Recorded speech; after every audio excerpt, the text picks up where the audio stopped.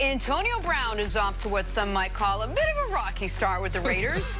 The latest report has AB retiring if he's not allowed to wear the helmet of his choice. What if I told you Antonio Brown didn't become a full-out diva out of nowhere? But what I will say is that it's kind of cruel. Because why would you go at Juju Smith-Schuster like that? What did he do to you? That he could actually be suffering from chronic traumatic encephalopathy, better known as CTE.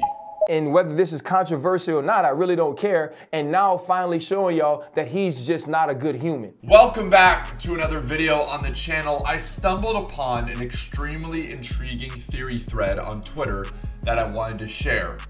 With Hard Knocks here and the NFL season right around the corner, all eyes are upon the Oakland Raiders and more specifically their newly acquired Pro Bowl wide receiver, Antonio Brown, who conveniently made headlines this week threatening to retire from the NFL because he isn't allowed to wear his old helmet anymore. Yes, you heard that right, because of a helmet.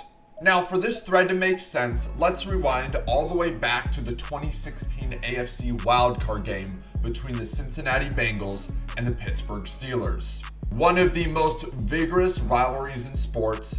Antonio Brown was coming across the middle when Vontaze Burfict took one of the dirtiest shots I've ever seen on a defenseless Antonio Brown. This drive started, was talking on the sideline the whole time, it seemed like, to Vontaze Burfict, and yes. Oh my goodness. Now I'm going to play an interview from Antonio Brown a few months after the hit happened and just listen to how he talks about the big hit.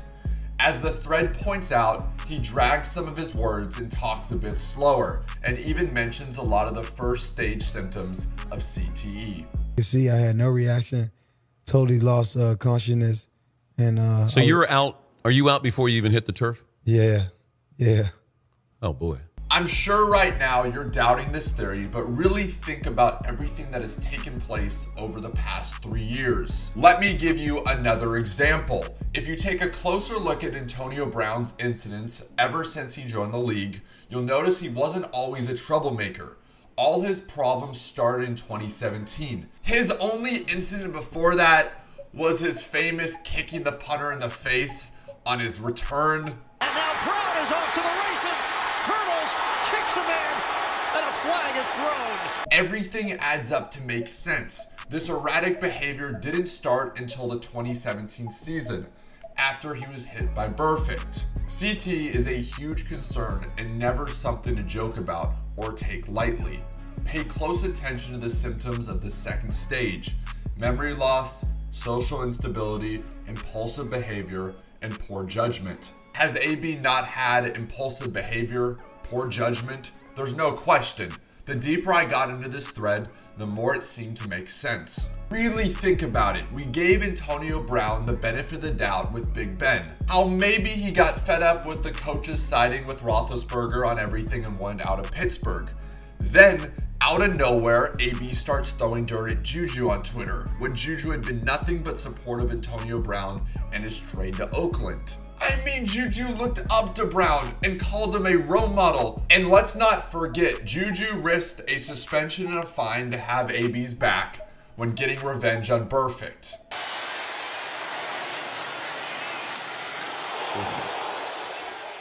Anyways, let's give Antonio Brown the benefit of the doubt again. Everything seems like smooth sailing with his new team in Oakland. He got the contract, he's on a new team.